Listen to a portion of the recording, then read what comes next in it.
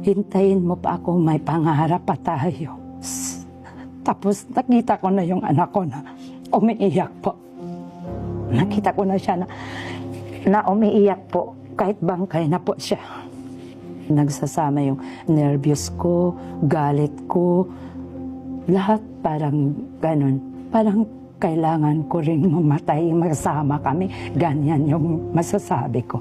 Ang question po namin is, humingi po ba ng tawad ang Ateneo? Inintay ko pa po yung pagdating nila doon, nasamahan ako nila, dadamayan nila ako, sasabihin nila, Mami, patawad talaga, ganyan talaga nangyari. Walang nangyari. Kaya yun, masabi ko na wala silang respeto. Kapal talaga ng mukha.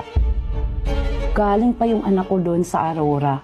Hindi man lang nila binihisan, hindi nila linilisan. Parang sinabi lang nila, oy, kunin mo yung baboy doon na nakatay ko, dalhin mo dito sa Arlington kasi dito natin lalapain yan. Tapos dinala nila yung anak ko doon sa Arlington, walang kasama, walang apelyido, walang teammates na kasama, na kahit nagkunboy lang, ma'am, wala talaga. Pero in your part, napatawad nyo na po ba sila sa nangyari sa anak ninyo? Wala nga silang respeto, ma'am. Patawarin mo pa agad-agad. Respeto lang yung gusto kong kunin sa kanila. Hindi mo talaga mapatawad ka agad-agad.